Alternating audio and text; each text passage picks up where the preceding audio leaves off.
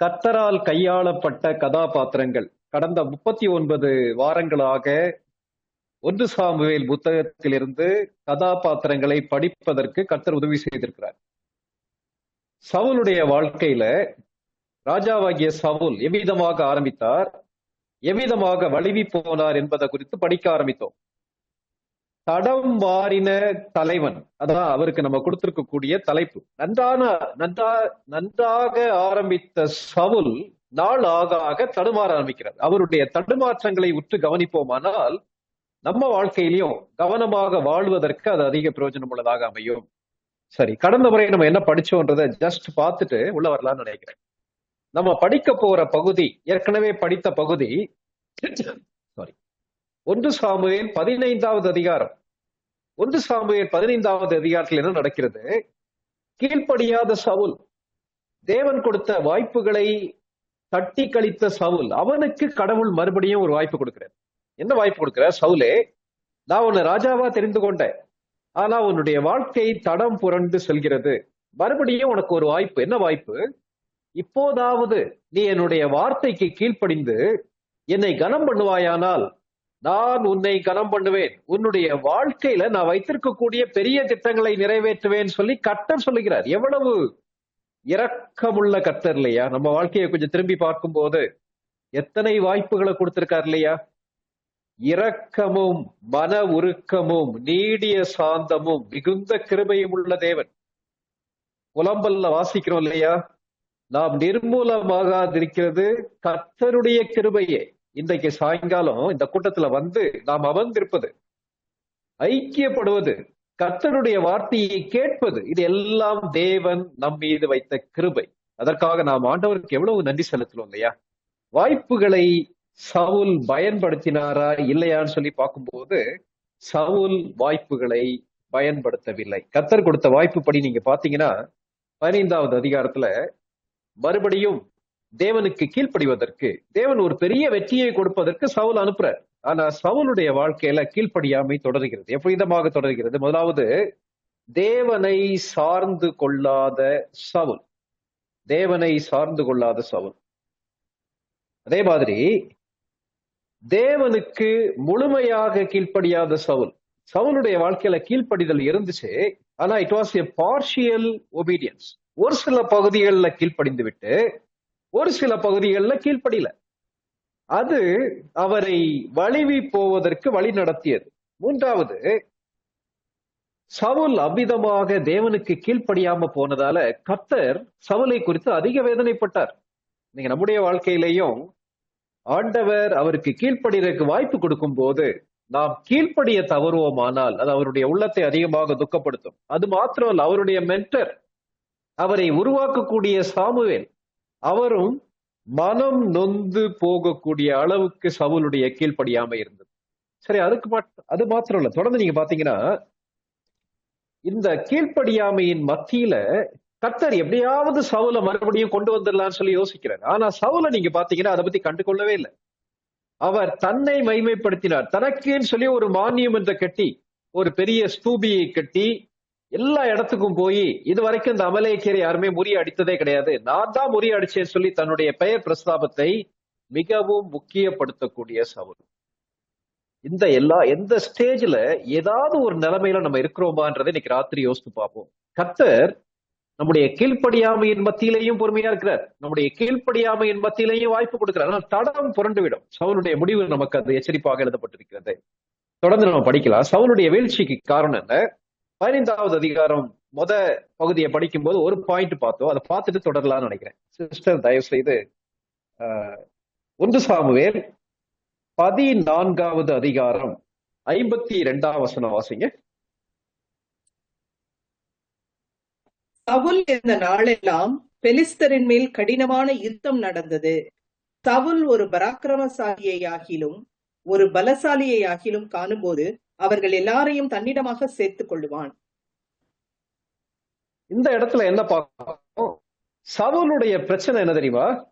கர்த்தரை சார்ந்து கொள்வதற்கு பதிலாக தன்னுடைய விருப்பங்கள், தன்னுடைய ஆசைகள், தன்னுடைய திட்டங்களை சார்ந்து கொண்ட ஒரு மனிதன். இங்க நீங்க பாத்தீங்கன்னா ஆண்டவர் யார் யாரெல்லாம் யுத்தத்துக்கு பயன்படுத்த சொல்லுகிறாரோ அவங்க இல்ல, தனக்கு யார் பிடிச்சிருக்கா நல்ல வாட்டசாட்டமாக நல்ல தாளந்து படைத்த ஒரு நபரை தங்களுக்கு செலக்ட் பண்ணிடுவாங்க. காரணம் என்னன்னா, தன்னுடைய வாழ்க்கையின் தெரிந்தெடுப்புகள் மூலமாக தேவனுடைய திட்டத்தை நிறைவேற்றலாம்னு சொல்லி யோசிக்கிறார். கேட்டிருக்க அருமையான சகோதர சகோதரிகளே, நல்லா ஞாபகம் வச்சுக்கிறீங்க.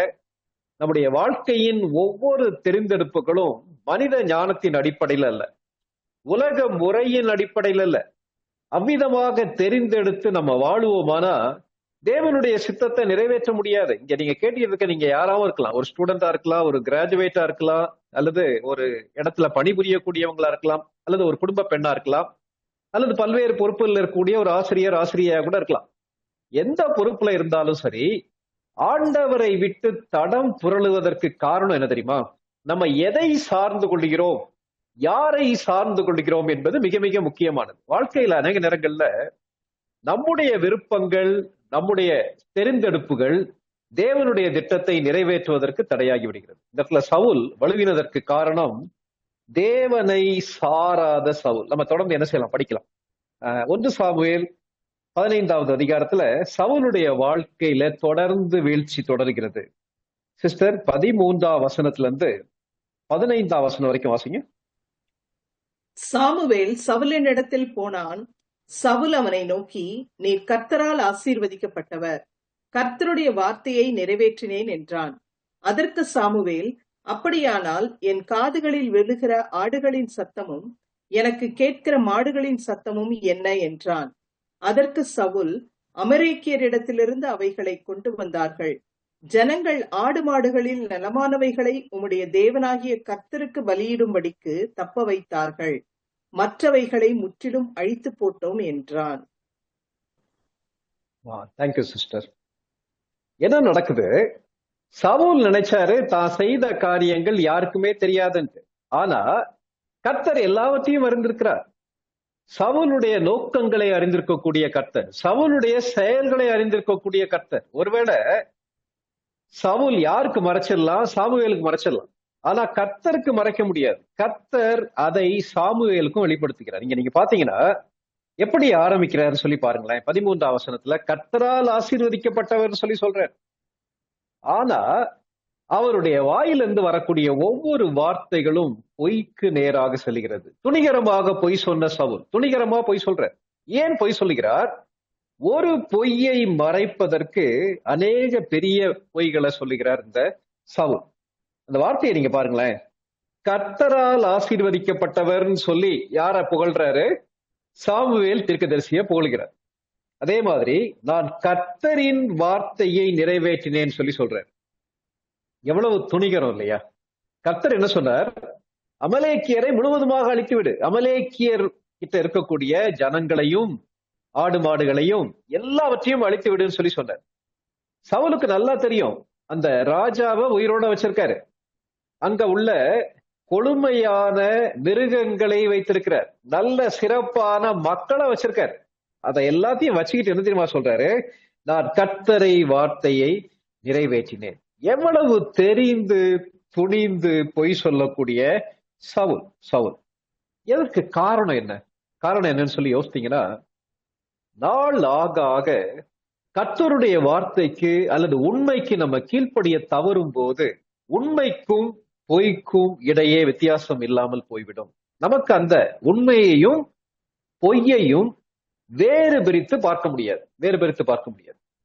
புதிய ஏற்பாட்டுல நீங்க படிச்சு பார்த்தீங்கன்னா, சத்தியத்தை விட்டு விலகி கட்டுக்கதைகளுக்கு செவி சாய்க்கும் காலம் வரும் சொல்லி வேதத்துல வாசிக்கிறோம். ஏன் இவங்க உண்மையை விட்டு, சத்தியத்தை விட்டு, கர்த்தருடைய போதனைகளை விட்டு பொய்யான காரியங்களுக்கு, தவறான காரியங்களுக்கு, தேவனுடைய வார்த்தைக்கு எதிரான காரியங்களுக்கு கீழ்ப்படியாம போறாங்க? கள்ள உபதேசங்களிலே மாட்டிக்கொள்கிறார்கள். ஏன் தவறான உபதேசங்கள்ல இது தவறு என்பது அவங்களுக்கு தெரியல சொல்லி பாத்தீங்கன்னா, கர்த்தருக்கு கீழ்ப்படிய தவறும் போது நமக்கு அந்த பாகுபடுத்தி பார்க்கக்கூடிய உணர்வை நாம் இழந்து விடுவோம். இதான் வேதம் எச்சரிக்கக்கூடிய ஒரு காரியம். துணிகரமாக பொய் சொன்ன ஒரு சவுல். நீங்க பாத்தீங்கன்னா, ஒரு பொய்யை மறைப்பதற்காக எத்தனை பொய்யை சொல்றாரு? 14ஆம் வசனத்துல நீங்க பார்க்கும்போது நம்ம வாசிக்க கேட்டோம் இல்லையா? சாமுவேல் தெளிவா சொல்றாரு, நீ சொல்ற கர்த்தருடைய வார்த்தையை நிறைவேற்றினேன்னு சொல்லி சொல்ற, ஆனா என் காதுக்கு நீ கொல்லாத ஆடு மாடுகளுடைய சத்தம், அமலேக்கியருடைய ஆடு மாடுகளுடைய சத்தம் கேக்குது. இது என்னப்பா அது? நீ சொல்லக்கூடிய வார்த்தைக்கும் உன்னுடைய செயலுக்கும் சம்பந்தம் இல்லையே. வார்த்தைகள்ல என்ன சொல்ற? கர்த்தரால் ஆசீர்வதிக்கப்பட்டவர்னு சொல்லி சொல்ற. வார்த்தைகள்ல என்ன சொல்ற? நான் கர்த்தருடைய வார்த்தையை நிறைவேற்றினேன்னு சொல்லி சொல்ற. ஆனா அவனுடைய செயல்களை பார்க்கும்போது உன்னுடைய வார்த்தைக்கும் செயல்களுக்கும் சம்பந்தம் இல்லையே. வாய்மாலமாக பேச ஆரம்பித்து விட்டாயே சவுல் என்று சவுலை சாமுவேல் எச்சரிக்கிறார். கேட்டிருக்க அருமையான சகோதர சகோதரிகளே, தடம் புரளுவதுன்றது அப்படியே திடீர்னு நடக்கிறது கிடையாது. படிப்படியாக அவரை விட்டு பின்வாங்க ஆரம்பிக்கிறோம். ஒரு முறை கீழ்ப்படியாத போது கர்த்தர் உணர்த்துறார், இது வேண்டாம் என்னுடைய மகனே என்னுடைய மகளேன்னு சொல்லி உணர்த்துறார். எந்த பொறுப்புல இருந்தாலும் சரி, ஒருவேளை நம்ம வாலிபராக இருந்தாலும் சரி, நடுத்தர வயது உள்ளவர்களாக இருந்தாலும் சரி, வயதானவர்களாக இருந்தாலும் சரி, யாரா இருந்தாலும் சரி, அப்படி உணர்த்தும் போது நான் மனம் திரும்ப வேண்டும் என்று கர்த்தர் எதிர்பார்க்கிறார். மறுபடியும் ஒரு வாய்ப்பு கொடுக்கிறார். அந்த வாய்ப்பையும் நம்ம புறக்கணித்து விட்டு துணிகரமா வாழுவோமானா ஒரு டைம்ல உண்மை எது பொய் எது என்பது நமக்கு தெரியாது. நம்ம பேசுவது எல்லாம் எப்படி இருக்கும்? ஆவிக்குரிய விதத்துல இருக்கும். சில மக்கள் சொல்லுவாங்க, எல்லாம் கர்த்தருடைய கிருபைதான் பிரதர், எல்லாம் கர்த்தரையே நான் சார்ந்திருக்கிறேன். பார்க்கும்போதுலாம் என்ன சொல்லுவாங்க? பிரைஸ் தி லார்ட், கர்த்தருக்கு மகிமைன்னு சொல்லி சொல்லுவாங்க. ஆனால் அவர்களுடைய வார்த்தைக்கும் அவர்களுடைய வாழ்க்கைக்கும் சம்பந்தம் இருக்காது. தவறை செய்துவிட்டு துணிகரமா என்ன தெரியுமா சொல்றாரு? கர்த்தருடைய வார்த்தையை நிறைவேற்றினேன். கேட்டிருக்க அருமையான தேவனுடைய மக்களே, இந்த மாய்மாலம் நம்முடைய வாழ்க்கையில் இருக்குதா? நம்ம செய்யக்கூடிய காரியங்கள் எல்லாத்தையும் சுயத்தின் அடிப்படையில் செஞ்சுட்டு வார்த்தைகள்ல மாத்திரம் பயங்கர ஆவிக்குரிய மக்கள். நான் காலேஜ் படிக்கும் போது இவாஞ்சலிக்கல் யூனியனுடைய சாங் புக்ல ஒரு பாட்டு உண்டு. என்ன பாட்டு தெரியுமா? அத்திமரம் போல எத்தனை பேர் வாழ்கின்றார்கள். பழைய காலத்து ஒரு பாட்டு. அதுல நீங்க பாத்தீங்கன்னா ஒரு கவி என்னால மறக்க முடியாது. என்ன கவி தெரியுமா? பேசுவது எல்லாம் வேதங்கள், போடுவது எல்லாம் வேஷங்கள். பேசுவது எல்லாம் வேதங்கள், போடுவது எல்லாம் வேஷங்கள். எந்த அத்திமரத்தை பத்தி அந்த பாட்டு பாடப்படுகிறது? இயேசு கிறிஸ்து அப்படியே நடந்து போகும்போது வழி அருகிலே ஒரு அத்திமரத்தை பாக்குறாரு. பயங்கர செழிப்பா இருக்கு. அதுல ஏதாவது சாப்பிடறதுக்கு கிடைக்குமான்னு சொல்லி போய் பார்த்தா இலைகள் மட்டும்தான் இருக்கு, கனிகளே இல்லை. அதுல போட்டிருக்கு, அந்த வசனத்தை நீங்க படிச்சு பாத்தீங்கன்னா, அது கனி காலமாய் இல்லாதபடியினாலே அத்திமரத்துல பழங்கள் இல்லை என்று நம்ம வேத புத்தகம் சொல்லுகிறது. அப்போ ஆண்டவருக்கு அந்த பகுத்தறிவு இல்லையா? கனி இல்லாத காலத்துல போய் அந்த அத்திமரத்துல போய் பழத்தை தேடுகிறாரே என்று நம்ம யோசிக்கலாம். ஆனா நீங்க அந்த அந்த வரலாற்று பின்னணியும் பூகோள பின்னணியத்தை நீங்க படிச்சு பார்க்கும்போது அத்தி மரத்துல இலைகள் இருந்தா கண்டிப்பா கனிகள் இருக்கும். அது கனி கொடுக்காத சீசனா இருந்தாலும் ஒரு சில கனிகளாவது இருக்கும். இயேசு கிறிஸ்து போய் தேடி பார்க்கிறாரு, நிறைய இலை இருந்ததால கண்டிப்பா கனி இருக்கும்னு சொல்லி எதிர்பார்க்கிறாரு. ஆனால் அத்தி மரத்துல கனிகளே இல்லை, கனிகளே இல்லை. இந்த இடத்துல சவுலுடைய லைஃப் அப்படிதான் இருக்கு. என்ன சொல்றாரு? வெளியே பாக்குறதுக்கு ஆவிக்குரிய விதத்துல பயங்கரமா பேசுறாரு, சாட்சியெல்லாம் பயங்கர விண்ணை தொடக்கூடிய சாட்சியெல்லாம் இருக்கு. பிரைஸ் தி லார்ட் சொல்றத பாத்தீங்கன்னா கர்த்தருக்கே மகிமையெல்லாம் சொல்றாங்க. ஆனா வாழ்க்கையை பார்க்கும்போது கர்த்தருடைய வார்த்தைக்கு சவுல் கீழ்ப்படியவில்லை. இன்னைக்கு நம்மை சுற்றி எத்தனை விசுவாசிகள் விதமாக இருக்காங்க இல்லையா? எத்தனை ஊழியக்காரங்க விதமாக இருக்காங்க இல்லையா? அவர் என்ன தெரியுமா சொல்றாரு? 15ஆம் வசனத்துல பழியை தூக்கி யார் மேல போட்டுறாரு தெரியுமா? ஜனங்கள் மேல போட்டுறாரு. நீங்க படிச்சீங்கன்னா அந்த ஜனங்கள் எதுக்காக அமலேக்கியருடைய ஆடு மாடுகளை கொல்லாம வச்சிருக்காங்கன்னா கர்த்தருக்கு பலியிடுவதற்கு. நல்ல ஒரு ஜஸ்டிபிகேஷன் இல்லையா? தன்னுடைய தவறை நியாயப்படுத்துவதற்கு தன்னுடைய வார்த்தையில கர்த்தருக்காக நிறைவேற்றினேன்னு சொல்லி சொல்றார். ஜனங்கள் அதை பாதுகாத்துக்கார்கள் சொல்லி சொல்றாரு. ஜனங்கள் ஒருவேளை அப்படி பாதுகாக்கணும்னு நினைச்சாலும் அவர்களை பார்த்து சவுல் என்ன சொல்லியிருக்கலாம்? இது கர்த்தருக்கு விரோதமான பாவம், இதை அழித்து விட வேண்டும் சொல்லி சொல்லியிருக்கலாம். ஆனா நீங்க பாத்தீங்கன்னா கர்த்தருக்கு கீழ்ப்படியாமல் இருந்து பாதுகாத்த அந்த ஆடு மாடுகள்லாம் இருக்கு தெரியுமா? கர்த்தருக்கு பலியிடுவதற்கு. நீங்க நிறைய பேர் இப்படி சொல்றாங்க இல்லையா? ஒரு மனிதன் இவ்விதமாக சொன்னார், நான் லஞ்சம் எதுக்கு வாங்குறேன் தெரியுமா? பணத்தை எதுக்காக நிறைய தவறான வழிகள்ல சம்பாதிக்கிறேன் தெரியுமா? நான் நிறைய சம்பாதிச்சனா ஆலயத்துக்கு நிறைய காணிக்க கொடுக்கலாம், நிறைய ஊழியங்களை தாங்கலாம். எவ்வளவு தவறான ஒரு மனப்பான்மை இல்லையா? உண்மைக்கும் பொய்க்கும் வித்தியாசம் தெரியாத சவுலாக மாறிவிட்டார். என்ன சொல்றாரு? கர்த்தருடைய வார்த்தைக்கு கீழ்ப்படியாதபடிக்கு இந்த ஆடு மாடுகளை நான் வச்சிருக்கிறது எதுக்கு தெரியுமா? கர்த்தருக்கு பலியிடுவதற்கு. கர்த்தரை ஏமாற்ற முடியுமா? வார்த்தைகள்ல சாமுவேலை ஏமாற்றலாம், ஜனங்களை ஏமாற்றலாம், நான் என்னுடைய தவறை நியாயப்படுத்தலாம். ஆனால் கர்த்தர் என்னுடைய ஆழமான உண்மையை பார்த்து கொண்டிருக்கிறார். நீங்க பாத்தீங்கன்னா, ஒரு பொய்யை மறைப்பதற்கு சவுல் அநேக பொய்களை சொல்லுகிறார். நீங்க அந்த பகுதியை நீங்க படிச்சு பாருங்க. ஒரு பொய்யை சொல்றாரு, உடனே சாமுவேல் வந்து தப்புன்னு சொன்ன உடனே மாத்தி மாத்தி 4, 5, 6 பொய்களை தொடர்ந்து சொல்லக்கூடிய சவுல். இன்னைக்கு சில விசுவாசிகள் இருக்காங்க. எப்படிப்பட்ட விசுவாசிகள் தெரியுமா? பொய் சொல்றது தப்பு இல்லைன்னு சொல்லி சொல்லுவாங்க. நல்லதுக்கு பொய் சொல்லலாம் பிரதர், நான் பொய் சொல்றது மூலமா ஒரு நன்மை நடக்கும்னு சொல்லி சொல்லுவாங்க. ஆனா நீங்க பாத்தீங்கன்னா, பொய் உண்மைக்கு எதிரானது. பொய் உண்மையை மறைப்பதற்கு பயன்படுத்துவது. பொய் உதடுகள் கர்த்தருடைய பார்வைக்கு அருவருப்பானது. நம்ம திருப்பி திருப்பி யோசிக்க வேண்டியது, ஆண்டவரே என்னுடைய உள்ளத்திலே உண்மை இருக்க வேண்டும், என்னுடைய வார்த்தைகளிலே உண்மை இருக்க வேண்டும், என்னுடைய நோக்கங்களிலே உண்மை இருக்க வேண்டும். ஆண்டவரே நான் தவறு செய்து விட்டேன் என்றால் அந்த தவறை நான் தவறு செய்து விட்டேன் என்று ஒத்துக்கொள்ள எனக்கு கிருபை தாரும் என்று ஜெபிக்க வேண்டியது முக்கியம் இல்லையா? நீங்க பாத்தீங்கன்னா, துணிகரமாக பொய் சொன்ன சவுல், துணிகரமாக பொய் சொன்ன சவுல் சாமுவேல் இடத்துல கர்த்தருடைய வார்த்தையை நிறைவேற்றினேன்னு சொல்லி சொல்றார். கர்த்தருக்கு பலியிடுறதுக்காக எல்லா ஆடு மாடுகளை வைத்திருந்தேன்னு சொல்லி சொல்றேன். இன்னைக்கு நம்முடைய வார்த்தையும் நம்முடைய வாழ்க்கையும் எவ்விதமாக இருக்கிறதுன்னு சொல்லி யோசித்து பார்ப்போம். தேவனோடு உள்ள உறவை பாதிக்கிறதா, மற்றவர்களோடு உள்ள உறவை பாதிக்கிறதா? மற்றவர்களோடு உள்ள உறவையும் பாதிக்கிறது. தேவனோடு உள்ள உறவுல தேவனை ஏமாற்றுகிறோம் சொல்லி சவுல் எடுக்கக்கூடிய முயற்சிகள் மனிதர்களை ஏமாற்றுகிறோம் சொல்லி சொல்லும்போது அந்த உறவிலே உண்மை இல்லாதபடிக்கு மாறிவிடுகிறது. உண்மையை சொல்ல தயங்கின சவுல். பாத்தீங்கன்னா, இது சவுலுடைய பார்வையில பெரிய வெற்றி. யாருமே சாதிக்க முடியாத அமலேக்கியரை முறிய அடித்து விட்டு நான் ஒரு பெரிய வெற்றியை சாதிச்சிட்டேன்னு சொல்லி சொல்றார். ஆனா கர்த்தருடைய பார்வையில அது பெரிய தோல்வி. ஏன் கர்த்தருடைய பார்வையிலே பெரிய தோல்வி? கர்த்தருடைய திட்டத்தை கர்த்தருடைய வழிமுறையிலே நிறைவேற்ற வேண்டும். காட்ஸ் பிளான காட்ஸ் மெத்தட்ல யூஸ் பண்ணணும். நான் ஆண்டவருக்கு கீழ்ப்படியாம இருந்துட்டு ஆண்டவருக்கு பிரியமில்லாத வழிமுறைகளை செய்து விட்டு கர்த்தருடைய சித்தத்தை நிறைவேற்றினேன், வெற்றி பெற்றேன்னு சொல்லி சொன்னா கர்த்தரை அங்கீகரிக்க மாட்டார். இன்னைக்கு நம்முடைய வாழ்க்கையை யோசித்து பார்ப்போம். தேவனுக்கு பிரியமில்லாத காரியங்களை செய்து விட்டு கர்த்தருடைய சித்தத்தை நிறைவேற்ற முடியும்னு நினைச்சோம்னா நம்ம ஏமாந்து போயிருவோம். அருமையான சகோதர சகோதரிகளே, கவனமாக இருப்போம். வார்த்தைகளை குறித்து கவனமாக இருப்போம். நோக்கங்களை குறித்து கவனமாக இருப்போம். சவுலுடைய வாழ்க்கையில துணிகரமாக பொய் சொல்ல சவுல். சரி, ஆண்டவர் வாய்ப்பு கொடுத்தார், சவுல் பொய் சொல்லிவிட்டார். தொடர்ந்து என்ன நடக்குதுன்னு சொல்லி படிக்கலாம். 15வது அதிகாரம் 16ஆம் வசனத்துல இருந்து 18ஆம் வசனம் வரைக்கும் வாசிங்க சிஸ்டர்.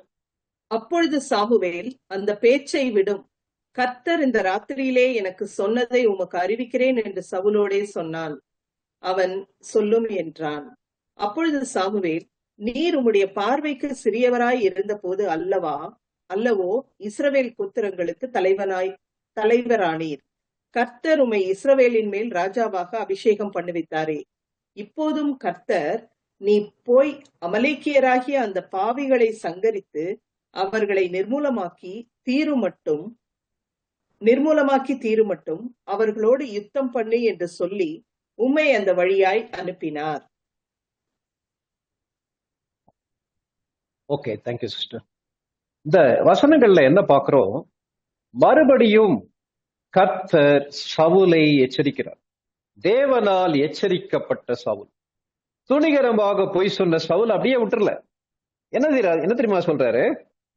கர்த்தர் சாமுவேல் மூலமாக சவுலை எச்சரிக்கிறார். எத்தனை முறை நம்முடைய வாழ்க்கையில தடம் புரண்டு போய்விடக்கூடாது என்பதற்கு நம்மீது அக்கறையுடைய ஒரு கர்த்தர் என்ன தெரியுமா சொல்றாரு? உன்னுடைய பழைய ஆரம்பத்தை நீ யோசித்து பார். 17வது வசனத்துல அதான் சொல்றேன், நீ பழைய ஆரம்பத்தை நீ யோசித்து பார். 9வது அதிகாரம் 1 சாமுவேல் 9வது அதிகாரம் 21ஆம் வசனம் வாசிங்க சிஸ்டர்.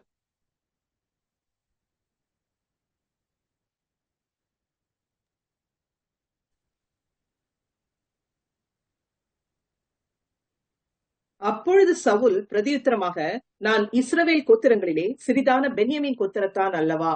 பென்யமீன் கோத்திரத்து குடும்பங்களில் எல்லாம் என் குடும்பம் அற்பமானது அல்லவா? நீர் இப்படிப்பட்ட வார்த்தையை என்னிடத்தில் சொல்வானேன் என்றான். சவுலுடைய ஆரம்பத்தை குறித்து ஆண்டவர் ஞாபகப்படுத்துறார்.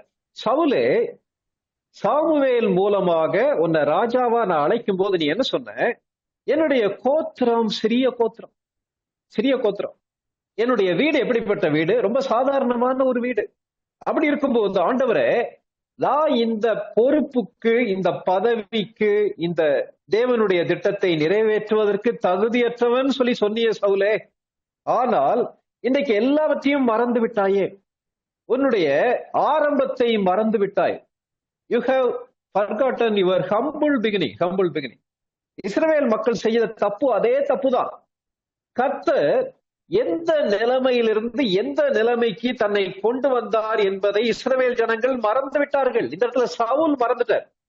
சவுல் ராஜாவாவதற்கு தகுதியானவரா? சவுல் தன்னுடைய பார்வையில் அப்படி யோசிக்கவே இல்லை.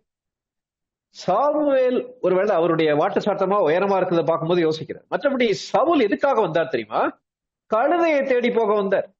கழுதையை தேடி போக வந்த ஒரு நபரை கர்த்தருடைய மனுஷன் அழைத்து கர்த்தருடைய திட்டத்தை சொன்னோட, ஐயோ நானா அதுக்கு தகுதியானவன் சொல்லி சொல்றேன். ஆனா நாள் ஆக ஆக கர்த்தருடைய வார்த்தைக்கு கீழ்ப்படியாமல் போகும்போது பெருமை உள்ளே வந்து விட்டது.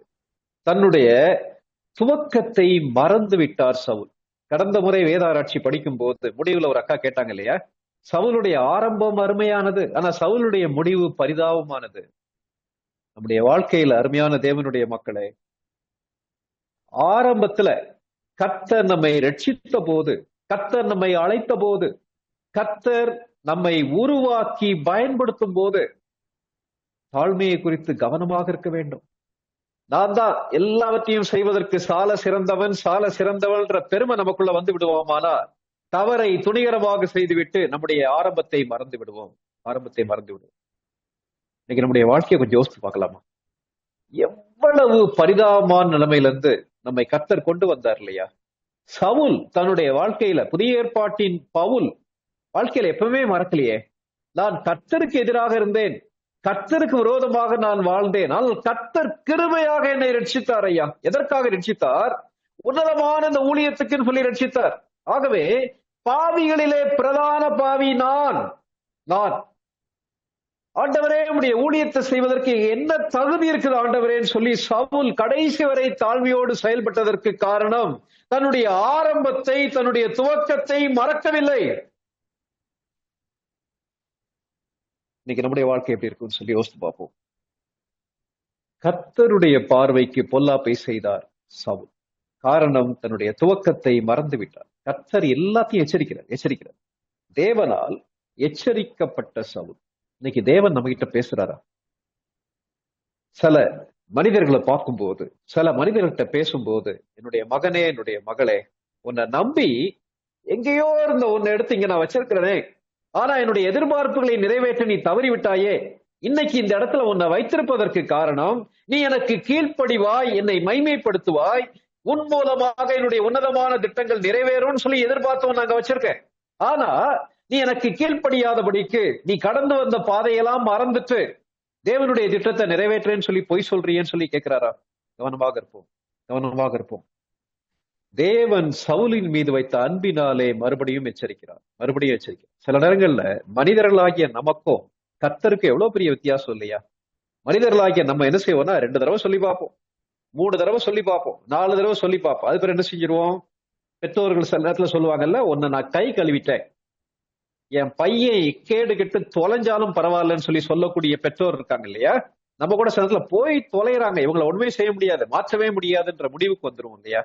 ஆனா ஆண்டவர் எவ்வளவு அன்புள்ளவர். சவுலே, உன்னுடைய ஆரம்பத்தில் யோசித்துப்பார். உன் மேல அவ்வளவு நம்பிக்கை நான் வச்சிருக்கிறேன், தடம் புரண்டு போகாதே சவுலேன்னு சொல்லி எச்சரிக்கிறார். துணிகரமாக போய் சொன்ன சவுல், தேவனாலே எச்சரிக்கப்பட்ட சவுல். சொன்ன உடனே சவுல் தன்னுடைய தவறை உணர்ந்தாரா? அதை நம்ம படிப்போம். சரியா? 15வது அதிகாரம் 20ஆம் வசனம் 21ஆம் வசனம் வாசிங்க சிஸ்டர். சவுல் சாமுவேலை நோக்கி, நான் கர்த்தருடைய சொல்லை கேட்டு கர்த்தர் என்னை அனுப்பின வழியாய் போய் அமலேக்கின் ராஜாவாகிய ஆகாகை கொண்டு வந்து அமலேக்கியரை சங்காரம் பண்ணினேன். ஜனங்களோ உம்முடைய தேவனாகிய கர்த்தருக்கு கில்காலிலே பலியிடுகிறதற்காக கொள்ளையிலே தீடாகும் ஆடு மாடுகளிலே பிரதானமானவைகளை பிடித்துக் கொண்டு வந்தார்கள் என்றான். இங்க பாருங்களேன், எவ்வளவு துணிகரமா போய் என்ன சொல்றாரு? கர்த்தர் சொன்னபடி, சாமுவேலே நீங்க சொன்னபடி நான் அந்த அமலேக்கியரை பின் தொடர்ந்து போய் ஆகாக என்ன செஞ்சிட்டேன், பிடிச்சிட்டேன்றார். ஆகாக பிடிக்க சொன்னாரா கர்த்தர்? அழிக்க சொன்னார். சவுலுடைய வாழ்க்கையின் அடுத்த படியில உள்ள வீழ்ச்சி என்ன தெரியுமா? தவறை உணராத சவுல், தன்னுடைய தவறை உணராத சவுல். ஏற்கனவே படிச்சிருக்கோம், உணர்வற்ற உள்ளம் சொல்லி படிச்சிருக்கோம். இருதயம் கொஞ்சம் கொஞ்சமா கடினமாக ஆரம்பிக்கிறது. கர்த்தர் சாமுவேல் மூலமாக சவுலை எச்சரித்த போதும், அத்தனை முறை பேசின போதும் தன்னுடைய தப்ப ஒத்துக்கிறவே மாட்டார். இன்னைக்கு நம்ம எப்படி இருக்கிறோமா? அதுல பாத்தீங்கன்னா, he argued with சாமுவேல். என்ன சொல்றது? சாமுவேல் என்ன செய்யறாருன்னா வாக்குவாதம் பண்றாரு. நான் சரியாதான் செஞ்சேன், நீங்க ஏதாவது தப்பா என்ன குற்றப்படுத்துறீங்க. இன்னைக்கு சில விசுவாசிகள் அப்படி சொல்லுவாங்கல்ல, என்ன நீங்க ஏன் குற்றப்படுத்துறீங்க? நான் நல்லா தானே இருக்கேன், நான் சரியா தானே செய்யறேன், கர்த்தருடைய வார்த்தையை தானே நிறைவேற்றுறேன் என்று தங்களை நியாயப்படுத்தக்கூடிய விசுவாசிகள் இருக்காங்களே. அப்படிப்பட்ட ஒரு தலைவனாக மாறிவிட்டார் சவுல். கர்த்தருடைய வார்த்தையை நிறைவேற்றினேன்னு சொல்லி சொல்றேன். மறுபடியும் 21ஆம் வசனத்துல நம்ம என்ன படிக்க கேட்டோம்? நான் ரொம்ப நல்லவன், நான் சரியாதான் நிறைவேற்றணும்னு நினைச்சேன். அமலேக்கியருடைய எல்லாவற்றையும், ராஜாவையும் அமலேக்கியருடைய ஆடு மாடுகளையும் நான் வெட்டி போட்டுடலாம் நினைச்சேன். ஆனா இந்த ஜனங்கள் இருக்காங்க இல்லையா, இவங்கதான் என்ன பண்ணாங்க, கொள்ளைகள் இருந்து சிறப்பானதை தனியா எடுத்து வச்சுட்டாங்க. அதனால நான் ஒரு தப்புமே பண்ணல, இந்த ஜனங்கள் தான் எல்லாவற்றிற்கும் காரணம் சொல்லி பழியை தூக்கி ஜனங்கள் மீது போட்ட சவுல். தன்னுடைய தவறை உணராத போது ஆட்டோமேட்டிக்கா மனிதர்கள் என்ன தெரியுமா செய்வாங்க? பழியை தூக்கி அடுத்த ஆள் மேல சுமத்திடுவாங்க. வேதாகமத்தில் அப்படி வாசிக்கிறோமா? இல்லையே. சவுல் என்ன சொன்னாரோ அதை ஜனங்கள் அப்படியே செய்வார்கள். நம்ம ஏற்கனவே படிச்சோம் இல்லையா, அந்த காட்டுல போகும்போது காலிலிருந்து சாயங்காலம் வரைக்கும் யாருமே சாப்பிடக்கூடாது, அப்படி சாப்பிடுகிறவன் சபிக்கப்பட்டவன் சொல்லி ஒரு ஓத், ஒரு உடன்படிக்கையை, ஒரு ஆர்டரை ஏற்படுத்துறார் சவுல். வேதத்துல வாசிக்கிறோம் இல்லையா, ஜனங்கள் அப்படியே கீழ்ப்படிந்தார்கள். காலில இருந்து சாயங்காலம் வரைக்கும் பட்டினியா இருந்து அவ்வளவு பெரிய ஒரு யுத்தத்தை நிறைவேற்றினார்கள். சவுலுடைய தலைமைத்துவத்துக்கு அவ்வளவு மரியாதையை கொடுத்தாங்க அந்த ஜனங்கள். ஆனா இந்த இடத்துல என்ன சொல்றாரு? நான் அழிக்க சொன்னேன், ஆனா அவங்க அழிக்காதபடிக்கு ஆடு மாடுகள்ல சிறப்பானதை எடுத்து வச்சுட்டாங்க. அதுக்கு முன்னாடி என்ன சொன்னாரு? ஆடு மாடுகள்ல சிறப்பானதை எடுத்து வச்சு கர்த்தருக்கு பலி செலுத்துவதற்காக. எத்தனை பொய் சொல்றாரு இல்லையா சவுல்? இந்த பொய் எல்லாவற்றிற்கும் காரணம் என்ன தெரியுமா? தன்னுடைய தவறை உணராத சவுல், எச்சரிப்பை உணராத சவுல். கர்த்தர் மறுபடி உணர்த்தும் போது தன்னை நோக்கி பார்க்காதபடிக்கு, நான் ரொம்ப நல்லவன், அவன மாதிரி இல்ல, இவன மாதிரி இல்ல, அவங்கதான் தப்பு பண்ணிட்டாங்கன்னு சொல்லி மற்றவர்கள் மீது பழி சுமத்தக்கூடிய ஒரு ஆட்டிடியூட் வந்துருச்சு. விளைவு என்ன தெரியுமா? தடம் புரண்டு விட்டார் சவுல். இன்னைக்கு நம்முடைய வாழ்க்கையில கொஞ்சம் யோசித்து பார்க்கலாமா? பெருமை பல்வேறு விதங்கள்ல வெளிப்படுது இல்லையா? யாராவது நம்முடைய தவறை உணர்த்தும் போது, சகோதரர்களா இருக்கலாம், நம்மை விட வயதுல குறைந்தவர்களா இருக்கலாம், மற்ற ஒரு விசுவாசியா இருக்கலாம். அருமையான வாலிப தம்பிமார், தங்கைமாரே, பெற்றோர் உங்களை கண்டிப்பு பண்ணும் போது உங்களால ஏற்றுக்கொள்ள முடியுதா? உங்களுடைய சீனியர்ஸ் சில காரியங்களை நீங்க தப்புன்னு சொல்லி சொல்லும் போது உங்களால ஏற்றுக்கொள்ள முடியுதா? அல்லது ஜஸ்டிஃபை பண்றோமா, ஆர்கியூ பண்றதுக்கு, வாக்குவாதம் பண்றதுக்கு மிக மிக அடிப்படையான காரணம் என்னன்னு சொல்லி பாத்தீங்கன்னா, என்னுடைய தவறை நான் ஒத்துக்கொள்றது கிடையாது, நான் மிகவும் நல்லவன். கொரிந்து திருச்சபைக்குள்ள அதை பற்றி பாக்குறோம் இல்லையா? வாக்குவாதங்களாலே நிறைந்து போன ஒரு திருச்சபை. கலாத்திய திருச்சபையில பாக்குறோம் இல்லையா? எல்லாமே தங்களுடைய தவறை உணராதபடியினாலே தங்களுடைய தவறை நியாயப்படுத்துவது. இரண்டாவது, தங்களுடைய தவறுக்கான பொறுப்பை தான் எடுத்துக்கொள்ளாதபடிக்கு அடுத்த மேல படியை சுமத்திடுறது. இது மனிதனுடைய சுபாவம் இல்லையா? ஆதாம் ஏவாள் பாவம் செய்த போது கர்த்தர் ஆதாம் இடத்துல கேட்டாரு, ஆதாமே, நான் சாப்பிடக்கூடாதுன்னு சொன்ன பழத்தை நீ சாப்பிட்டியான்னு சொல்லி கேட்டார். அதுக்கு ஆதாம் என்ன சொல்லிட்டார்? ஆண்டவரே, நீங்க தான் காரணம், எனக்கு ஒரு மனைவியை கொடுத்தீர். இரண்டாவது, அந்த மனைவி காரணம் சொல்லி பழியை தூக்கி கர்த்தர் மேலையும் தன்னுடைய அன்பின் மனைவி மேலையும் போட்டு விட்டாரே. ஏவாள்கிட்ட கேட்கிறாரு, ஏமா அதை சாப்பிட்டியாமான்னு சொல்லி கேட்கிறாரு, அந்த காரியத்தை செய்தாயான்னு. ஏவாள் என்ன சொல்றாங்க? சர்ப்பமேனை வஞ்சித்ததுன்னு சொல்லி சொல்லிட்டாங்க. ஒருவேளை ஆதாமும் ஏவாளும் நாங்க தப்பு பண்ணிட்டோம் ஆண்டவரே, எங்களை மன்னியோன்னு சொல்லி சொல்லியிருப்பாங்களானா ஆண்டவர் மன்னித்திருப்பாரே. உலகத்துக்குள்ள பாவம் வந்திருக்காதே, இவ்வளவு வேதனைகளை நம்ம அனுபவித்திருக்க மாட்டோமே. அருமையான தேவனுடைய மக்களே, கீழ்ப்படியாமைக்கு விளைவுகள் உண்டு, விளைவுகள் உண்டு. எந்த சூழ்நிலையில் ஆண்டவரே நான் தப்பு பண்ணிட்டேன் சொல்லி அவருடைய சமூகத்துல போய் ஒத்துக்கொள்வோமானால், விழுந்து விடுவோமானால் அவர் ஏற்றுக்கொள்வார். சவுல் அதை ஏற்றுக்கொள்ளவே இல்லை. மறுபடியும் ஒரு வாய்ப்பு கிடைக்கிறது. அந்த வாய்ப்பை பயன்படுத்தாத சவுல் எவ்வளவு அடிபட்டும் திருந்தாத சவுல். காரணம், தன்னை உணரவே இல்லை. நான் ரொம்ப நல்லவன். சாமுவேல் தான் தப்பா சொல்றாரு, மற்றவங்க தான் தப்பா சொல்றாங்க, நான் ரொம்ப நல்லவன். இந்த எண்ணம் நமக்குள்ள இருக்குதா? தவறை ஒத்துக்கொள்கிறோமா? அல்லது பழியை தூக்கி மற்றவங்க மேல போடுறோமா? துணிகரமாக பொய் சொன்ன சவுல், தேவனால் எச்சரிக்கப்பட்ட சவுல், தவறை உணராத சவுல். இதுக்கு அடுத்து எதுக்கு நேரம் வழி நடத்த தெரியுமா? தவறான முன்னுரிமை கொடுத்த சவுல். 22வது 23வது வசனங்களை வாசிங்க சிஸ்டர். அதற்கு சாமுவேல், கர்த்தருடைய சத்தத்திற்கு கீழ்ப்படுகிறதை பார்க்கிலும் சர்வாங்க தகனங்களும் பலிகளும் கர்த்தருக்கு பிரியமாய் இருக்குமோ? பலியை பார்க்கிலும் கீழ்ப்படிதலும் ஆட்டுக்கடாக்களின் நினத்தை பார்க்கிலும் செவி கொடுத்தலும் உத்தமம். இரண்டகம் பண்ணுதல் பில்லி சூனிய பாவத்திற்கும் முரட்டாட்டம் பண்ணுதல் அவபக்திக்கும் விக்கிரக ஆராதனைக்கும் சரியாயிருக்கிறது. நீர் கர்த்தருடைய வார்த்தையை புறக்கணித்தபடியினாலே அவர் உம்மை ராஜாவாய் இராதபடிக்கு புறக்கணித்து தள்ளினார் என்றான். அப்பொழுது சவுல் சாமுவேலை நோக்கி, நான் கர்த்தருடைய கட்டளையையும் உம்முடைய வார்த்தைகளையும் மீறினதினாலே பாவம் செய்தேன். நான் ஜனங்களுக்கு பயந்து அவர்கள் சொல்லை கேட்டேன். இப்போதும் போதும் சிஸ்டர், போதுமா? தேங்க்யூ. என்ன சொல்றாரு? தெளிவாக சாமுவேல் எச்சரிக்கிறார். யார? சவுலை எச்சரிக்கும் போது சாமுவேல் தன்னுடைய முன்னுரிமையை குறித்து ரொம்ப தெளிவா இருக்கார். இந்த இடத்துல நீங்க பாத்தீங்கன்னா சாமுவேல் கேட்கக்கூடிய முக்கியமான ஒரு கேள்வி. என்ன கேள்வி? பலி முக்கியமானதா, கர்த்தருக்கு செலுத்தக்கூடிய பலி சாக்ரிஃபைஸ் காணிக்கை முக்கியமா, அல்லது கர்த்தருக்கு கீழ்ப்படிவது முக்கியமா? இந்த ரெண்டு இந்த காரியத்துல எது முக்கியம்னு சொல்லி யார்கிட்ட கேட்கிறாரு? சவுல்கிட்ட கேட்கிறாரு. கேட்கும் போது என்ன தெரியுமா சொல்றாரு? தேவனுக்கு கீழ்ப்படியாமல் போவது எதற்கு சமம்னா பில்லிசூனிய பாவத்திற்கும், பின்னாடி படிக்கலாம், பில்லிசூனிய பாவத்திற்கும் அது இரண்டகம் பண்ணுதல் விக்கிரக ஆராதனைக்கும் சமமாக இருக்கிறதுன்னு சொல்லி சொல்றாரு. பயங்கர ஒரு கஷ்டமான கடினமான வார்த்தைகளை யூஸ் பண்ற. அப்ப நமக்குள்ள ஒரு கேள்வி எழுப்பலாம். சாமுவேல் யார்? தீர்க்கதரிசி. சாமுவேல் யார்? கர்த்தருக்கு பலிகளை செலுத்துகிறவர். மறுபடியும் படிக்கிறோம் இல்லையா? கர்த்தருக்கு பலிகளை செலுத்தக்கூடியவர் சாமுவேல். ஏற்கனவே படிக்கும் போது சாமுவேல் வந்து பலி செலுத்துவதற்காக காத்திருக்காத சவுல் பலியை செலுத்திட்டார். அப்பதான் நீ ஞானம் இல்லாம புத்தியீனமா செய்தீர்னு சொல்லி வார்ன் பண்றாரு. இந்த 2வது இடத்துல பார்க்கும்போது என்ன சொல்றாரு தெரியுமா? பலி முக்கியமா, தேவனுடைய வார்த்தைக்கு கீழ்ப்படிவது முக்கியமான்னு சொல்லி சாமுவேல் கேட்கிறார். அப்போ பலி முக்கியமானது இல்லையா? பலியை கர்த்தர் விரும்பலையா? இந்த பகுதியை சரியாக நம்ம புரிந்து கொள்ள வேண்டும். which is our priority? எது நம்முடைய வாழ்க்கையின் முன்னுரிமை? தடம் புரளும் போது தவறான முன்னுரிமை கொடுத்த சவுல். தவறான முன்னுரிமைனா கர்த்தருக்கு பலி செலுத்துவதற்காக கர்த்தருக்கு கீழ்ப்படியாம போயிட்டார். இந்த வார்த்தை இருக்கு இல்லையா? பலியை பார்க்கிலும் கீழ்ப்படிதலை விரும்புகிறேன். பலி முக்கியமா, கீழ்ப்படிதல் முக்கியமான்னு சொல்லி புதிய ஏற்பாட்டிலையும் படிக்கிறோம்ல. நிறைய வசனங்கள் பல்வேறு பகுதியில இருந்து நம்ம படிக்க போறோம்.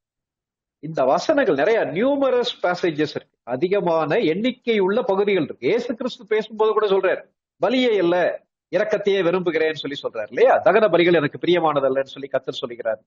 அப்படி இருக்கும்போது இந்த எல்லா வேத பகுதிகளுக்கும் ஆரம்பம் என்ன தெரியுமா? இங்கதான் ஆரம்பிக்குது. முதலாக கர்த்தர் சவுலை பார்த்து கேட்கிறார், பலியை விட கீழ்ப்படிதல் மிக முக்கியமானது. வேற வசனங்கள் எங்கெல்லாம் வருது? ஒரு சில வசனங்கள் நம்ம படிப்போமானா, ஏன் பலியை விட கீழ்ப்படிதல் முக்கியமானது, நம்முடைய வாழ்க்கையில எதற்கு முன்னுரிமை கொடுக்க வேண்டும் என்றதுக்கு ஒரு சில வசனங்கள் நம்ம படிக்கலாம். சங்கீத புத்தகத்துல இருந்து ஒரு சில வசனங்கள் படிக்கலாம். சங்கீதம் 40வது சங்கீதம் 40 6வது வசனத்துல இருந்து 8வது வசனம் வரைக்கும் வாசிங்க. பலியையும் காணிக்கையையும் நீர் விரும்பாமல் என் செவிகளை திறந்தீர். சர்வாங்க தகன பலியையும் பாவ நிவாரண பலியையும் நீர் கேட்கவில்லை. அப்பொழுது நான், இதோ வருகிறேன், புஸ்தக சுருளில் என்னை குறித்து எழுதியிருக்கிறது. என் தேவனே, உமக்கு பிரியமானதை செய்ய விரும்புகிறேன். உமது நியாய பிரமாணம் என் உள்ளத்திற்குள் இருக்கு என்று சொன்னேன். Thank you sister. மேசியாவை குறித்து சொல்லப்பட்ட தீர்க்கதரிசனம் சங்கீத புத்தகங்கள்ல வருது. சங்கீதங்கள் என்பது பாட்டு. பல்வேறு மனிதர்களை கர்த்தர் பயன்படுத்தியிருக்கிறார். தாவீதை பயன்படுத்தியிருக்கிறார், சாலமோனை பயன்படுத்தியிருக்கிறார், மோசேயை பயன்படுத்தியிருக்கிறார், இன்னும் அநேகருடைய சங்கீதம் அதுல வருது. இதுல பாத்தீங்கன்னா என்னுடைய செவிகளை திறந்தீர்னு ஒரு வார்த்தை வருது. இந்த செவிகளை திறந்தீன்ற வார்த்தை வந்து நம்ம நேரடியா பார்க்கும்போது காதை திறந்தார்ன்ற மாதிரி வாசிக்கிறோம். ஆனா ஒரிஜினல் எபிரேய மொழியில என்ன தெரியுமா சொல்லப்பட்டிருக்குன்றாங்க, என்னுடைய செவிகளில் நீர் துளையிட்டீர்னு சொல்லி சொல்றாங்க. செவிகளில் துளையிட்டீர்னா ஆதி நாட்கள்ல ஒரு அடிமை, எபிரேய மக்கள் மத்தியில் அடிமைகள் இருந்தாங்க, மற்றவங்க மத்தியில் அடிமைகள் இருந்தாங்க. அடிமையா தான் யோசேப்பு விற்கப்பட்டார். இந்த எபிரேய அடிமைகள்ல ஒருத்தங்க, எபிரேய வீட்டுல அடிமையா இருக்கக்கூடிய ஒருத்தன் தன்னுடைய எஜமான விட்டு போக மாட்டேன்னு சொல்லி சொன்னானா, அவன் என்ன செய்யணும்னா, அந்த எஜமான்ட்ட நான் உன் கூடயே தங்கிடுவேன், உனக்கு கீழ்ப்படிவேன்னு சொல்லி சொல்வானா, அவனை கொண்டு போய் அந்த வீட்டுடைய நிலையில வச்சு அவனுடைய காதுல ஒரு ஓட்டை போடுவாங்க. அந்த ஓட்டை போட்டா அவன் வாழ்க்கை ஃபுல்லா யார் கூட இருப்பான்? அந்த எஜமான் கூட இருப்பான். அந்த வார்த்தையை இயேசு கிறிஸ்து தனக்கு பயன்படுத்துகிறார். இந்த இடத்துல நீங்க பாத்தீங்கன்னா, பலியை விட காணிக்கையை விட கீழ்ப்படிதலை நான் விரும்புகிறேன். இயேசு கிறிஸ்து சொல்றார், நான் தேவனுக்கு கீழ்ப்படிவது என்னுடைய வாழ்க்கையின் பிரையாரிட்டி என்ற. தேவகுமாரன் பிதாவுக்கு சரி சமமானவர், ஆனால் அவர் கீழ்ப்படிந்தார். 51வது சங்கீதம் 51 16 17வது வசனங்களை வாசிங்க சிஸ்டர். பலியை நீர் விரும்புகிறதில்லை, விரும்பினால் செலுத்துவேன். தகன பலியும் உமக்கு பிரியமானதல்ல. தேவனுக்கேற்கும் பலிகள் நொறுங்குண்ட ஆவிதான். தேவனே, நொறுங்குண்டதும் நறுங்குண்டதுமான இருதயத்தை நீர் புறக்கணியீர். வசனம் நமக்கு நல்லா தெரியும். எந்த சூழ்நிலையில தாவீது எழுதுகிறார்? தாவீது பத்சேபாள்கிட்ட பாவம் செஞ்சிட்டார். பார்க்கத்தகாத காரியத்தை பார்த்து தன்னுடைய தவறை மறைப்பதற்காக பத்சேபாளுடைய கணவனை கொண்டுட்டார். விபச்சார பாவத்துல விழுந்துட்டார். ஆனா நாத்தான் தீர்க்கதரிசி வந்து உணர்த்தும் போது சவுல மாதிரி நியாயப்படுத்தல, நான் பாவம் செஞ்சுட்டேன். ஆண்டவர்கிட்ட ஜெபிக்கும் போது என்ன தெரியுமா சொல்றாரு? பலியை நீர் விரும்புகிறது இல்லை. ஆண்டவரே, நான் நிறைய பலி செலுத்தி இருக்கிறேன், உமக்காக அவ்வளவு காரியங்களை நான் செஞ்சிருக்கிறேன். ஆனால் நீர் எதிர்பார்க்கக்கூடியது என்ன தெரியுமா? நறுங்குண்டதும் நொறுங்குண்டதுமான இருதயத்தை நீர் புறக்கணீர். ஆண்டவரே, நான் தவறு செய்து விட்டேன், நான் பாவம் செய்து விட்டேன், நான் விழுந்து விட்டேன், நான் பலவீனமானவன், என்னை மன்னியும் ஐயான்னு சொல்லி கேட்கும் போது கர்த்தர் அந்த பலியை ஏற்றுக்கொள்றாரு. தாவீது தெளிவா அறிந்து வைத்திருந்தார்ல. கர்த்தர் சித்தமான அடுத்து தாவீதை பத்தி படிக்கும் போது அந்த காரியத்தை நம்ம என்ன செய்யலாம், படிக்கலாம்.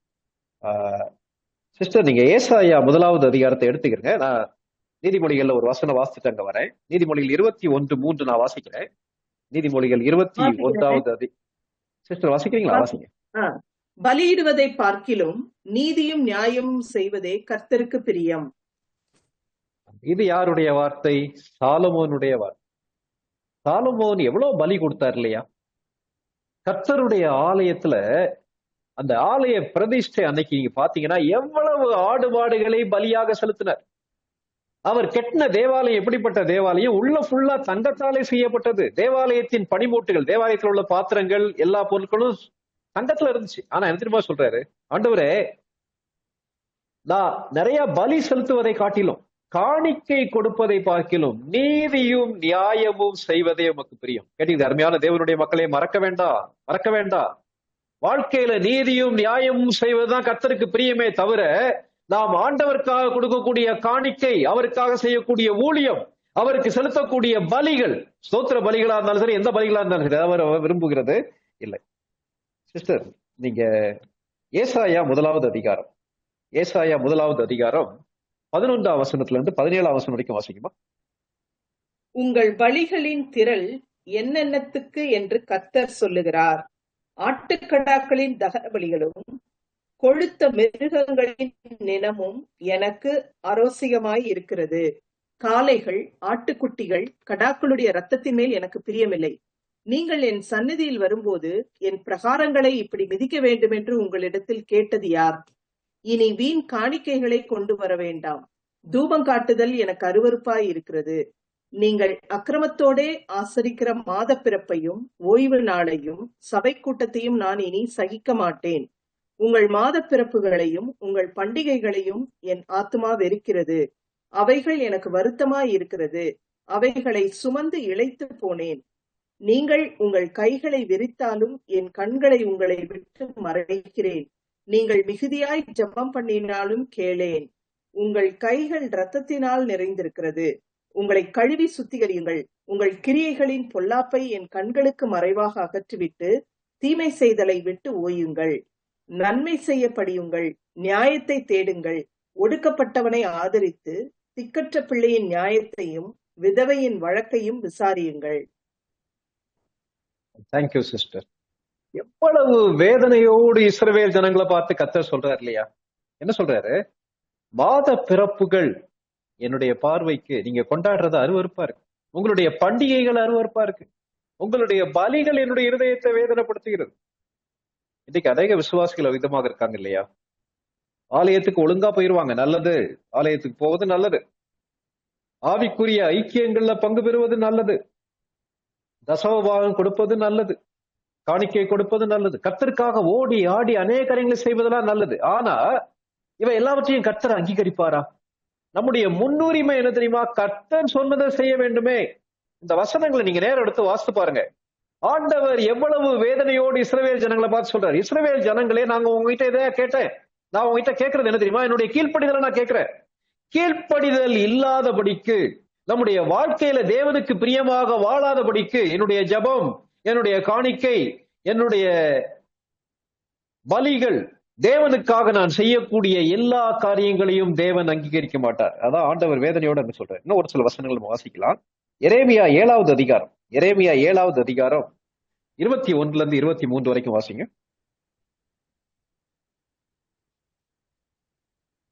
இஸ்ரவேலின் தேவனாகிய சேனைகளின் கர்த்தர் சொல்லுகிறது என்னவென்றால், உங்கள் தகன பலிகளை மற்ற பலிகளோடும் கூட்டி இறைச்சியை சாப்பிடுங்கள். நான் உங்கள் பிதாக்களை எகிப்து தேசத்திலிருந்து அழைத்து வந்த நாளிலே தகன பலியை குறித்தும் மற்ற பலிகளை குறித்தும் நான் அவர்களோடு பேசினதையும் கட்டளையிட்டதையும் பார்க்கிலும் என் வாக்குக்கு செவி கொடுங்கள். அப்பொழுது நான் உங்கள் தேவனாய் இருப்பேன், நீங்கள் என் ஜனமாய் இருப்பீர்கள். நான் உங்களுக்கு கற்பிக்கும் எல்லா வழியிலும் நீங்கள் உங்களுக்கு நன்மை உண்டாகும்படிக்கு நடவுங்கள் என்கிற விசேஷத்தையே அவர்களுக்கு சொல்லி கட்டளையிட்டேன். என்ன சொல்றார் கர்த்தர்? இஸ்ரவேல் ஜனங்களை எகிப்துல இருந்து கொண்டு வரும்போது நான் என்ன செஞ்சேன்? நிறைய பலிகளை செலுத்தணும் சொல்லி நான் தான் சொன்னேன். சமாதான பலினா என்ன, ஸ்தோத்திர பலினா என்ன, பாவ நிவாரண பலினா என்ன, சர்வாங்க தகன பலினா என்ன, எல்லாமே லேவியராகமத்துல இருக்கு, யாத்திராகமத்துல இருக்கு, உபாகமத்துல இருக்கு. இதெல்லாத்தையும் நான் தான் சொன்னேன். ஆனா பிரையாரிட்டின்னு வரும்போது, முன்னுரிமைன்னு சொல்லி வரும்போது, இதெல்லாம் செலுத்துறது இருக்கட்டும் ஐயா, நான் உங்களுக்கு என்ன சொன்னேனோ அதற்கு நீங்க கீழ்ப்படிய வேண்டியது மிக மிக முக்கியம். தடம் புரளுவது எங்க தெரியுமா ஆரம்பிக்குது? வாழ்க்கையில் எது முதன்மையானதாக மாறிவிட்டது? சவுலுடைய வாழ்க்கையில முதன்மையாக கர்த்தருக்காக செய்றேன்னு சொல்றாரு. ஆனா கர்த்தருக்கு அவர் என்ன செய்யல? கீழ்ப்படியவில்லை. கர்த்தருக்கு அவர் கீழ்ப்படியவில்லை. இதான் நம்ம என்ன இதுலயும் வாசிக்கிறோம். ஓசியா 6வது அதிகாரம் 6ஆம் வசனத்துல என்ன வாசிக்கிறோம்? பலியே இல்லை இரக்கத்தையும் தகன பலிகளை பார்க்கிலும் தேவனை அறியும் அறிவையும் விரும்புகிறேன்னு சொல்லி சொல்றாரு. யோசித்து பார்க்கலாம் நம்முடைய வாழ்க்கையில எப்படி இருக்கும்னு சொல்லிட்டு. இன்னும் வசனங்கள் இருக்கு. மீகா 6வது அதிகாரம் 6ஆம் வசனத்துல இருந்து 8ஆம் வசனம் வரைக்கும் வாசிக்கிறோம். சரி, புதிய ஏற்பாட்டுல இருந்து ஒரு சில வசனங்கள் நம்ம வாசிக்கலாம். மத்தேயு எழுதிய நற்செய்தி நூலுக்கு நம்முடைய வேத புத்தகத்தை திருப்பிக் கொள்ளலாம். மத்தேயு 12வது அதிகாரம் 7ஆம் வசனம் வாசிங்க சிஸ்டர். மத்தேயு 12:7 வாசிங்க.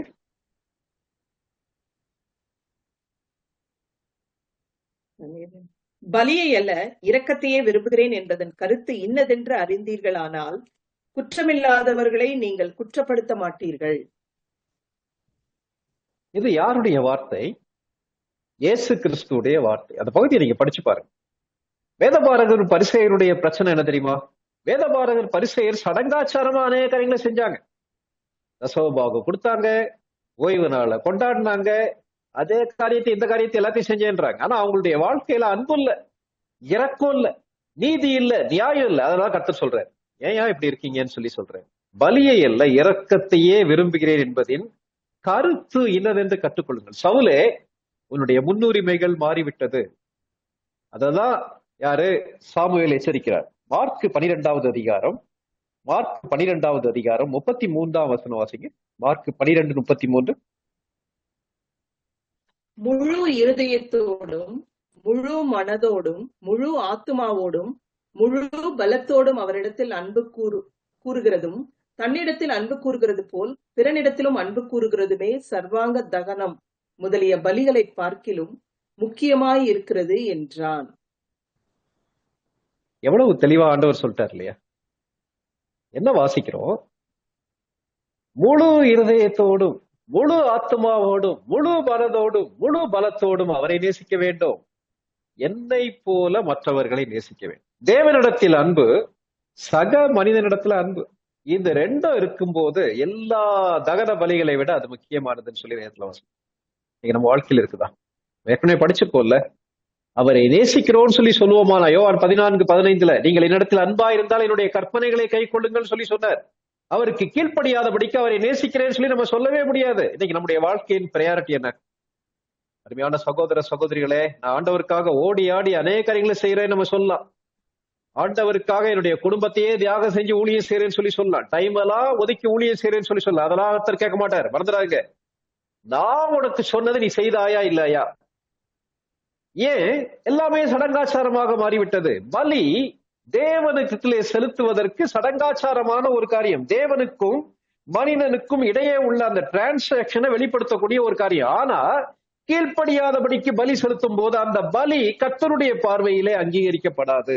நம்ம தொடர்ந்து என்ன செய்யலாம்? வர நாட்கள்ல படிக்கலாம். இந்த ஒரு வசனத்தை நம்ம வாசித்துட்டு முடிக்கலாம்னு சொல்லி நினைக்கிறேன். எபிரேயர் 10வது அதிகாரம், எபிரேயர் 10வது அதிகாரம் 8வது 9வது வசனங்களை வாசிங்க சிஸ்டர். எபிரேயர் 10வது அதிகாரம் 8வது 9வது வசனங்களை வாசிங்க.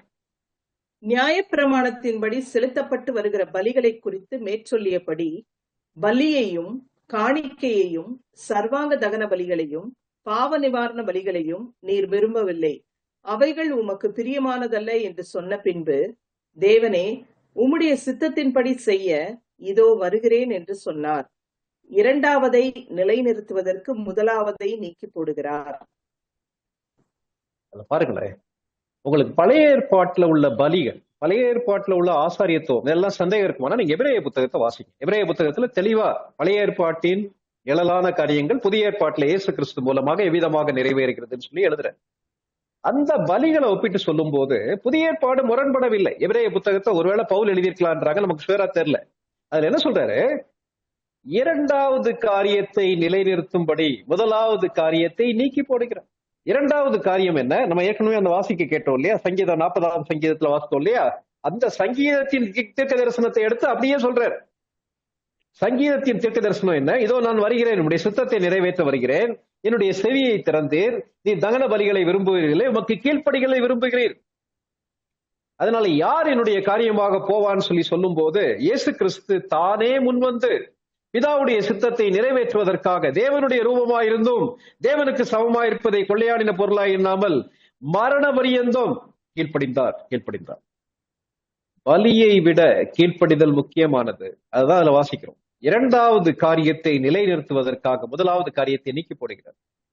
புதிய ஏற்பாட்டுல பலிகள் உண்டா? பலிகள் கிடையாது. பலிகள் செலுத்த வேண்டிய எல்லா காரியத்தையும் இயேசு கிறிஸ்து நிறைவேற்றி விட்டார். நம்ம கிட்ட என்ன தெரியுமா எதிர்பார்க்கிறார்? அருமையான மகனே மகளே, உன்னுடைய பிரையாரிட்டி, உன்னுடைய முன்னுரிமை என்ன தெரியுமா?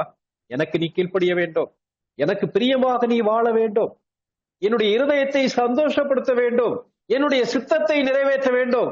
நான் உனக்கு என்ன சொல்லுகிறேனோ அதை உன்னுடைய தனி வாழ்க்கையிலே, குடும்பத்திலே, ஊழியத்திலே, சமுதாயத்திலே, வாழ்க்கையின் எல்லா பகுதிகளிலேயும் நிறைவேற்ற வேண்டும். அப்படி கீழ்ப்படியாவிட்டால் நான் அவருக்கு செலுத்தக்கூடிய பலிகள், காணிக்கை, ஊழியம் எல்லாவற்றையும் கர்த்தர் அங்கீகரிக்க மாட்டார். சவுலுடைய முன்னுரிமை தவறாக மாறிவிட்டது. தவறான முன்னுரிமைக்கு மாறின சவுல். இன்னைக்கு ராத்திரி நம்முடைய வாழ்க்கையை நம்ம சற்று யோசித்து பார்ப்போமா?